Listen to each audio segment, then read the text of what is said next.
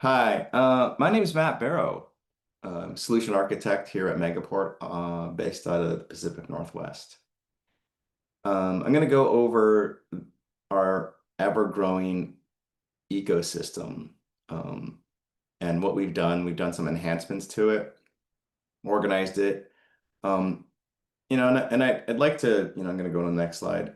I think the couple simple concepts I want to let people know of is think of our network as this big virtual Ethernet switch. Um, and if you want to connect something to something, you can do it. You just need a VLAN. So what all that means is that anything on our network has the ability, you need authorization and compliant, people have to come accept things. But anything our network can talk to anything else if you have a VLAN, if someone configures that and intentionally does something. So as we grow our network, and grow our customers, the possibilities become endless. And what I mean by that is like customers from one account can talk to service providers in another account, or customers can talk to customers. Cloud service providers can talk to cloud service providers. So as we grow all our data centers and our service providers and cloud service providers, the ability to connect to other things becomes more every day. So every day, get into this slide, every day we add a new customer. Every day we add, I don't know if every day, every month we add a new service provider. Um, so as we add more services and customers and countries, the ecosystem becomes bigger and bigger and bigger and bigger, right? So that's the cool thing. So to address that, we've done some enhancements to the marketplace specifically that allow this, to enable this connectivity. Um, so this is if you've been at any presentation, you've probably seen this slide. I want to go over, I'm going to give you some different words to this slide. We typically, our typical customer is we go to enterprises and they connect to things, right? And that's we still do that, still will continue to do that. And we started in the clouds, and what we did with the cloud service providers, and we did two things. We connected privately into the network with a physical piece of gear, cross-connected, blinky lights, everything's ready to go. You can consume it in our portal. But for a lot of these companies like AWS, Azure, Google, that wasn't enough, right? Because of the volume. And so we spent our engineering time just build it to their APIs to not only physically connect in the network, but also able to work with their portal API so we can build those private connections in the customer's portal. The general difference between AWS and everyone else, AWS compared to Azure, Google, and Oracle, AWS, you give us your account key and you build a direct connect in their system with it. Azure, Google, or Oracle, you're creating the key in their systems and putting that in our portal. Our APIs call, and bingo, bango, bongo, you have not only a private connection, but you also, it appears in your system and things bind and work. Going over here to the service providers, these are companies that have taken that have a public marketplace presence and have a private connection to our network, but they may not be. We probably haven't done API integration, so it adds another step. So of you probably need to reach out to the company if if you're not an existing 8x8 customer or WebEx. So it's a two-step process. So you're measuring, delivering, or turning these services up in days, where these are turn up in minutes. It's certainly better than the months and weeks it would take to privately connect this to that, right? So what we're doing is we're accelerating the speed from enterprises talking to service providers. You know what? And by the way, service providers can talk to service providers. Go ahead. Service providers can talk to data centers. Go ahead. So just don't think it's this direction. It's all directions. And I think that's the most important thing. We enable that in a couple different ways in our system. Like I said, we enable all these different scenarios, DC to cloud, cloud to cloud. Again, I have this big, massive 800 node global flat Ethernet network that allows you to connect a VLAN to anything, that any asset. Our assets are MCRs, MBEs, and M ports, MVEs and MCRs. The last two are just virtual routers. At the end of the day, anything can connect to anything. This gives you an idea of what's under the hood, how it works. So if you're on the Megaport marketplace, you're over here, you can take this. This is an MVE, this is an MCR, this is a port. So Megaport virtual router, Megaport cloud router port.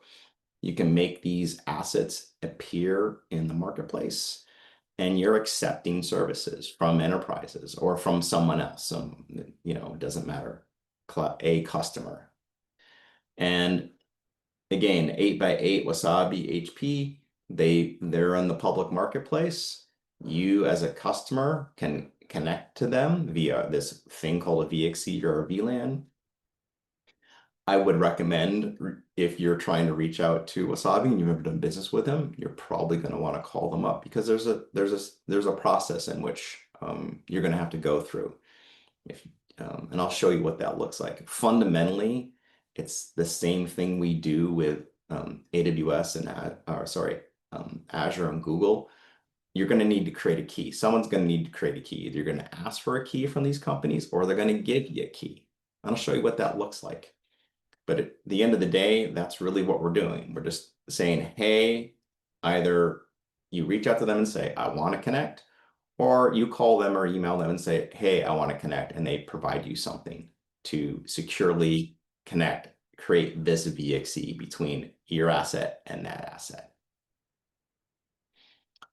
So the cool thing is the Megaport platform allows customers and service providers to connect to each other, right? And, again, the old way of doing this was, well, it's old and took time. It took months, weeks, paper order forms. We can get rid of all of that. You can come into our portal, and now you have access to service providers have access to customers, and customers have access to service providers. So as a service provider, I'll go over what this looks like really quickly. You can sign up for a Megaport account. You create a public profile. You add some assets, ports, MCRs, and MVEs, make those, attach them to your marketplace. I created commercials, and you're up and running. So the longest piece of this process is, if you bought a port, build a port, you'd have to create a cross connect. But fundamentally, this is measured in weeks in doing this, because these steps are, minutes and seconds. But, more likely than not, if you're a service provider, you're probably doing some productization, working with operation folks. So maybe this is a month or too long, but I'm giving you a platform where you can connect to customers. You can connect, once you're in the system, you can connect into all these service providers. I will say also, that this is something that sometimes is interesting to folks. If they're not in the marketplace, that doesn't mean you can't connect to them. So I always say, customers, if you working with a business community, and you ask them if they're a Megaport customer, at the end of the day, even if they're not in the public marketplace, there's a way to connect to them. And I'll show you what that looks like. So that could be for a sister company or a partner or a business relationship. They don't have to be in the marketplace. If they have an asset on the network, we can connect them. Again, it requires coordination and approvals because of security, but at the end of the day, it can happen. What we've done also with the marketplace is we've organized, we have a lot of financial services companies. Why? Financial services need our services, right? It's market data providers, exchanges, brokerages, fintech providers, financial institutions. They've been doing private connectivity forever, and they still do. And their issue is they need it faster and quicker, right? So we provide that faster and quicker. We have the underlying solution, but we deliver a faster and quicker. And a lot of times the old way of doing things was you would have a bunch of dedicated carrier services, which meant a lot of billing challenges, right? You would have an array of thousands of bills with, or thousands of circuits with one carrier to a bunch of customers. We're making that faster and easier to consume on our one platform. One of our early adopters was ICE. ICE use us to extend to their customers. Some of their customers are in the cloud service providers. ICE has private ports in their data center, and they need to extend their service to their customers. Sometimes ICE will add a connection to AWS where they take that's where that is filling their customers' AWS private connection with their information. So there's lots of different ways of people consuming.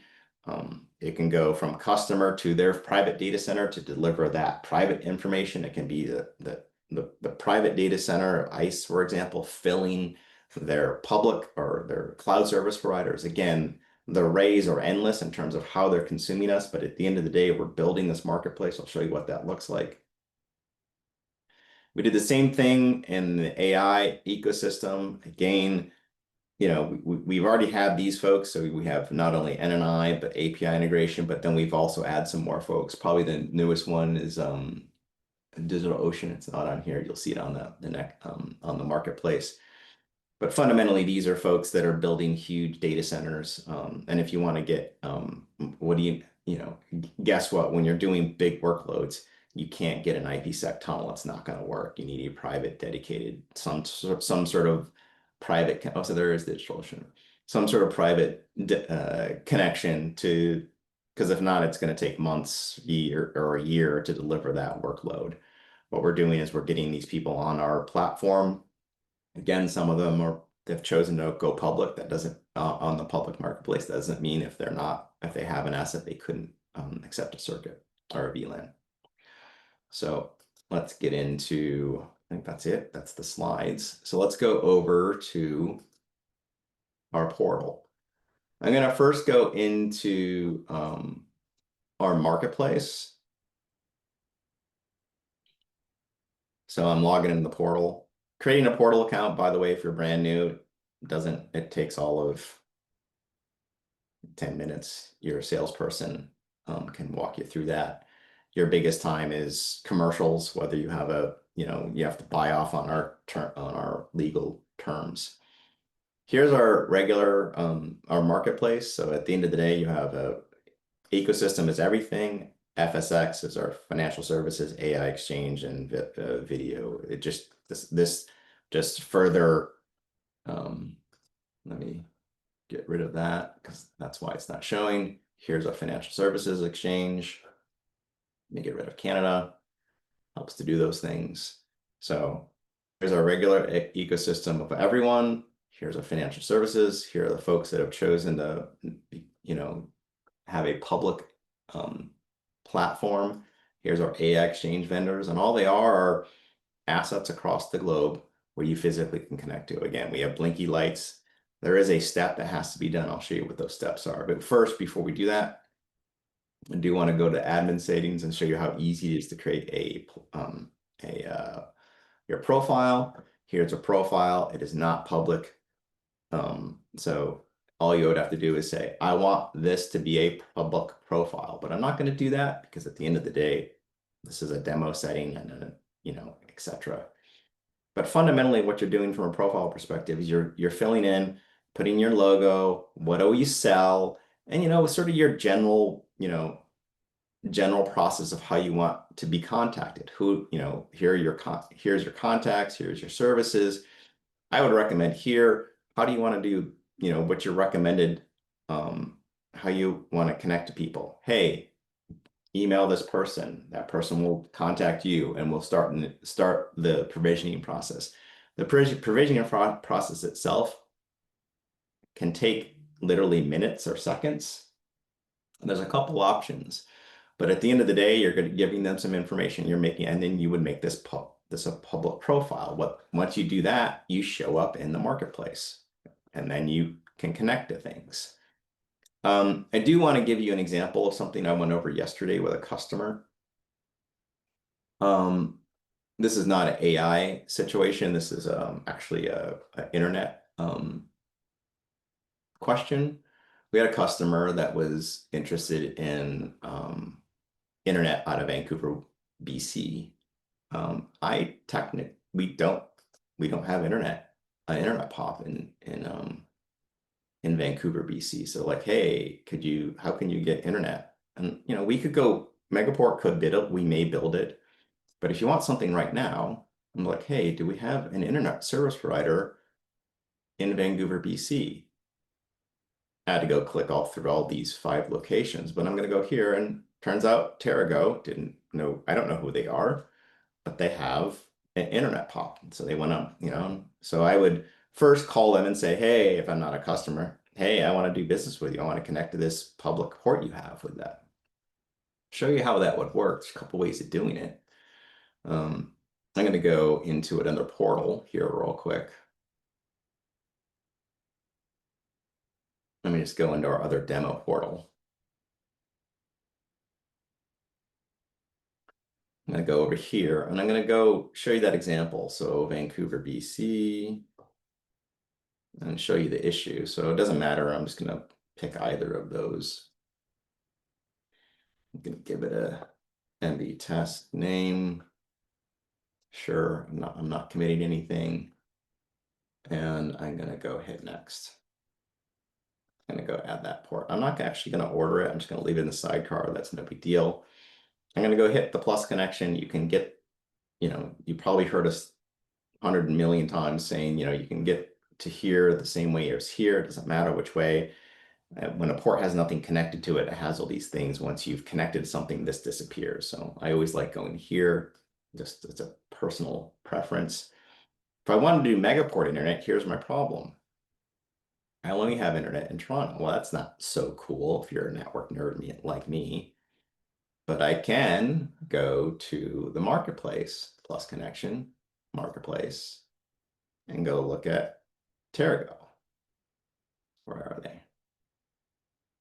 There they are. And they have a Vancouver pop. So I can go here, hit next.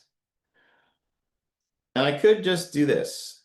I could order it from here. Again, if they don't know about you, what's going to happen is this request is going to show up in their sidecar and say, hey, this is the Megaport Lab. The Megaport Lab company wants to connect to you. They may or may not accept the circuit. So like I said, it's always good to reach out, especially if you don't have something set up with them. I do want to show you a different way of consuming. So example, one of our other providers that we just added, let's go to the marketplace. Actually, I'm going to go back over here. Yeah, actually, it's here. I want to go over to marketplace. Let's go look at digital ocean. So they're going to give you the closest, like we always do. And then what they're going to ask you to, actually, it's a different way. Here's the preferred way. Let me go create a new port. I'm going to go create a new port out of San Jose. So let's say I'm in San Jose. 10 gigs, MB tests, 600 US dollars, that's fine. All right, I got that over here. I want to go connect it to DigitalOcean. DigitalOcean is going to, if you reach out to them, they're just going to give you a key. So if you pre-work with them, they're going to give you a service key and say, here's the key, connect to me. And that key is going to say, connect to me to a physical location. What are they doing? All they're doing on their side, and this goes to any service provider. Again, remember, I said anything connect everything. All they're doing is they're coming off of this port and hitting this service key, or this MCR and hitting this service key, right? So all a service key is an invitation, and here's an example. Customer X, I just did this one.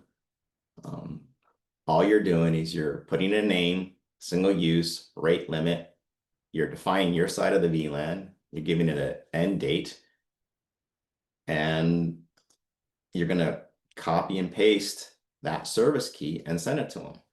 That is the invitation to connect to the network. They accept it.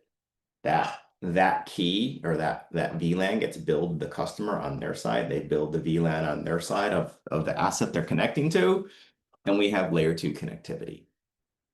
That's the provisioning process. Like I said, there's two ways to consume it. Either you can request it. If you're requesting it via the marketplace, I would recommend reaching out to them to make sure that they are approving and you're buying the right service. The other way around it is they say, hey, you've already talked to me. I'm just going to give you a service key. And there's another way, example, I talked about anything can connect to anything. So remember over here, if you have, what if they're not in the marketplace, Matt? And what if I want to connect to my sister company that's just a private organization? It's as simple as someone creating the key. Whoever accepts the key comes in here and they put that key in. And like I said, all it is you're adding that VXC to your asset. And again, anything that sits on our network can connect to anything. So those are the different ways to use the Megaport network to work not only with connect to other people in the marketplace, to connect to other organizations. Yeah, I mean, that's really the flexibility and benefit of the platform. I've consumed 22 minutes of your morning. If you don't have any questions, I'll open up for questions. And if there are no questions, I can give you 6 to 7 to 8 minutes left back in your day.